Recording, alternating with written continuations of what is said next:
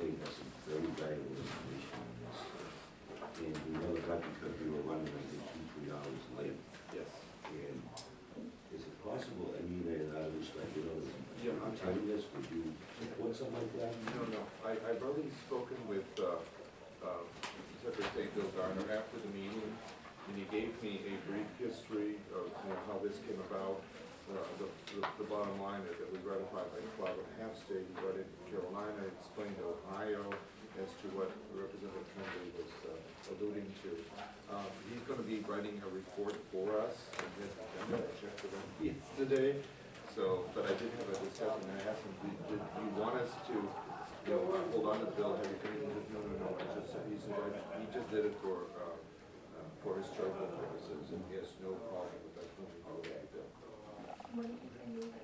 Forward with the bill, yeah. He doesn't need to come to the bill. Okay. All right, again, just to repeat, we're taking up House Bill 688, recognizing the original 13th Amendment of the United States Constitution. Mr. Chairman, I'd like to make a motion. Okay, there's a, I'm sorry, Representative Smith makes a motion. Somebody would like to make a motion? I'd like to make a motion of inexpedient to legislate. Is there a second? Okay, there's a motion before us of ITL made by Representative Smith, seconded by Representative Sweeney. Tim, would you like to address your motion? Yeah, very briefly. I did an enormous amount of research on this particular amendment to the U.S. Constitution. And luckily for us, this has already been settled by federal courts. The United States District Court of Arizona, in the case of Campion versus Towns, which was a tax protester trying to use this to claim the entire U.S. government was invalid. The judge found that the plaintiff has included a certified copy of the 13th Amendment from the Colorado State Archives, which was published in 1861, et cetera, et cetera. Although some people claim that publication of the erroneous 13th Amendment makes it valid, Article 5 of the Constitution does not so provide.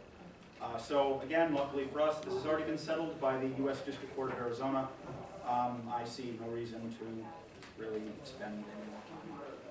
Representative Sweeney, any comment? On the motion? Okay, Representative Baltasar.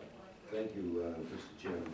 Mr. Chairman, this bill here really didn't get a fair hearing, and I'd like to make sure that we have that for the record, because I respect the representative what he just said, but I'm a true believer, like many of us sitting here, trust but verify. And I haven't verified any of that data, what he just said. What I show here is 2 states, 2 copies here from 2 states that did ratify, and I don't see anything else. This is why something that maybe gains something, it's important. And I'll be honest with you, I don't know enough about it. I'm a co-sponsor. But I feel that we cheated the system here in the public because many had to leave because we were scheduled at a certain time. Once again, didn't go until late that afternoon. And even the historical data, which was important to all of us, the Secretary of State never even got a chance to speak. And that's why I was determined to try to retain this, so it might be educational for all of us on this here, because I don't have the answers on it, and I'd like to get the answers.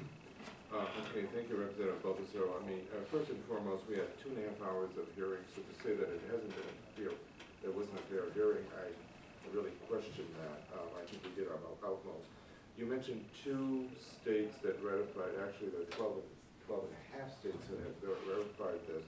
I did speak with the Attorney General, and I understand where you're coming from, but I don't quite agree with you. Mr. Chairman, if I may, maybe the words I used were maybe not a fair hearing.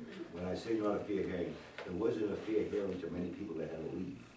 Because they showed up in the morning, they came here to speak, and they had to leave because they couldn't sit here till after 1, 2 o'clock. So it wasn't really fair to them that took the time to come here to speak. Please, am I saying something wrong? Or are you just looking? Oh, okay, I'm sorry, I apologize. I didn't know you were sticking, right? I thought I did something wrong. Okay, what I'm trying to say here is that a lot of people left. Okay. And it wasn't fair to them to show up, and we give them a certain time and they show, and Okay. that's all. It had nothing to do with, you're running the committee, Mr. Chairman. Okay, no, you're entitled to your opinion. Any other, no, that's okay. You're entitled to your opinion. I have no problem with that. Any other comments? Yes, Representative Rideout. You mentioned one court case in the federal court. How many times has a federal court been reversed by another federal court or something? It's a very interesting topic. A lot of history in it. I've done a little bit of research. I won't say it was extensive because I didn't have the time to do it. And I think it's open to very much interpretation on whether this was ratified or not. Why it was dropped is questionable. Based at the time, the country was going through a civil war, maybe people just figured it wasn't that important. I don't know what it would actually do if we started printing it in the Constitution. All right? But I would like to hear more about it myself. I'd like to hear some more of the historians. I know we had a lot of testimony. Most of it was on one side.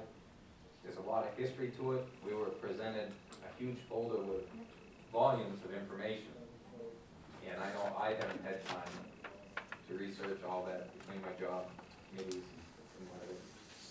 So I think inexpedient to legislate at this point might be premature, and maybe we should retain it.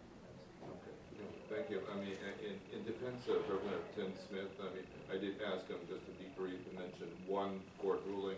There are in fact several court rulings, but he's agreed not to bring that forth as an argument, but if it goes to the floor of the House, when it would be fought, I said he's free to mention everything historically. But I think it's important, I mean, it's I think interesting historically, but you know, we've actually reviewed this several times in the past, and it's always had the same outcome, so I respectfully disagree. Representative Guerrero. That's my first time. Mr. Chairman, I've been on this committee for 7 years, the first time I read this came Well, forward. it went through other committees. Did it? Representative Richardson, the last time it went through, which committee was I that? think it was the before? Constitutional Review Committee. Constitutional. And it's been on state level before also. Previously before you. Before my time, yeah. Yes, because I think you remember it, and Okay. Yes, Representative Nunner. In the interest of history, and in light of the fact we were presented with document after document after document that there was an original 13th Amendment that disappeared. It did exist, and we don't know what happened to it, so maybe a better one, the gentleman's ITL? Okay. No, I understand where you're coming from. Historically, it's very interesting in how this developed, and when I talked to the Secretary of State, he said that in fact there were only 12 and a half, not 13 states that needed to ratify it. So that the half came from Carolina, where only one house ratified it, and the other house, you know, never took it up. So it actually has never been ratified, according to our Secretary of State, whom I have to trust, opposed to somebody else's Secretary of State. Okay, yes, Representative Balzaro. Is it possible for Tim to give us a copy of this court case? I mean, just, even though we're gonna have probably an ITL this anyways, but at least, you know, I mean, I'm voting against the ITL, but at least I'd like to verify, I mean, the court cases you're saying, just my own knowledge. Yeah, I can send you an Shut email. The case was Campion, Campion versus Towns. It was heard by the United States District Court of Arizona in 2005. Towns, T-O-W-N-E-S. No, TOWNS. The guy was trying to claim against multiple towns that he didn't owe them any taxes. That was in 2005? Okay, what I will ask, and I'm sure that Representative Tim Smith won't object to sending an email to all the members of this committee. Are you okay with that one? Yeah, So sure. that Of the other everybody is cases too, just, Oh, you can send that you, them. You want send them me to the more? 7 Sure. other cases. Okay, yes, Yeah, I you mean, will. just so we know, because I mean, we're voting on something that we really don't know, that, there was only, I think, what, one person, two person came in against it. All right, okay, thank you, Representative Balthazar. Representative Smith, do you have just a few of the cases, just that were, I mean, you have the Supreme Court case, you have other this- states? The Campion versus Towns was the one I took notes on because the judge cited a precedent as to why he was striking this theory down, whereas the other court cases, the judge just struck it down without explanation.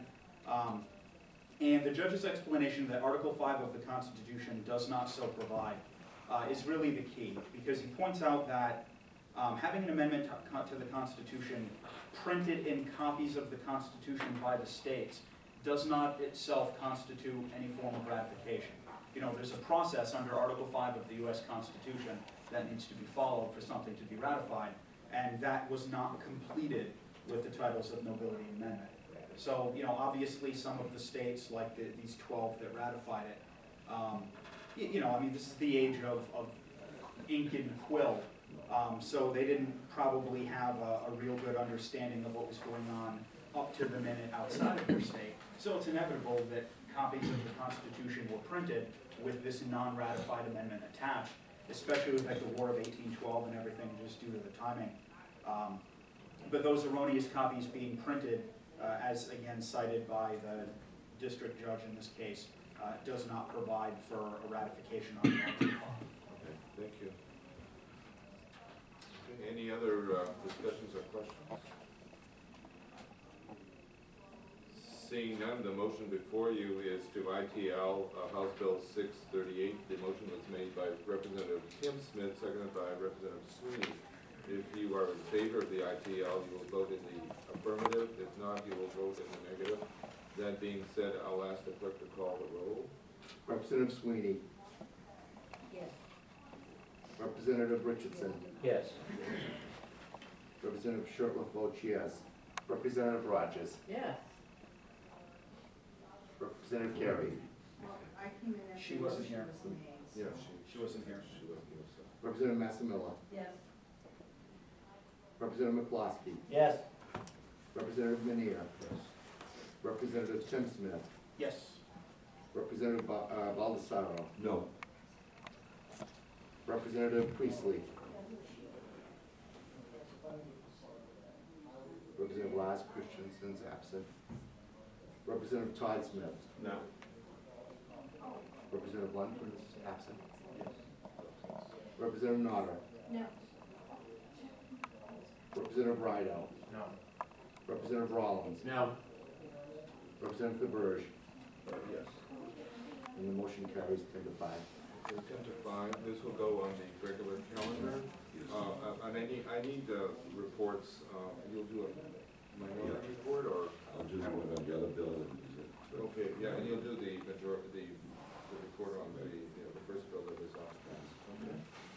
if I can pass those sheets to you. Yes, okay. Okay, that being said, I'll close the executive session for today, and thank you. In the future, what I'm trying to do is, I'm working with a congressional delegation to see if,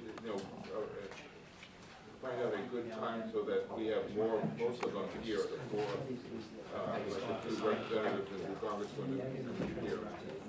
Also, I'm working on a tour of the VA home, the Veterans Home, as well as the cemetery, but I'm waiting for better weather, so we'll probably be doing that in April. We may have two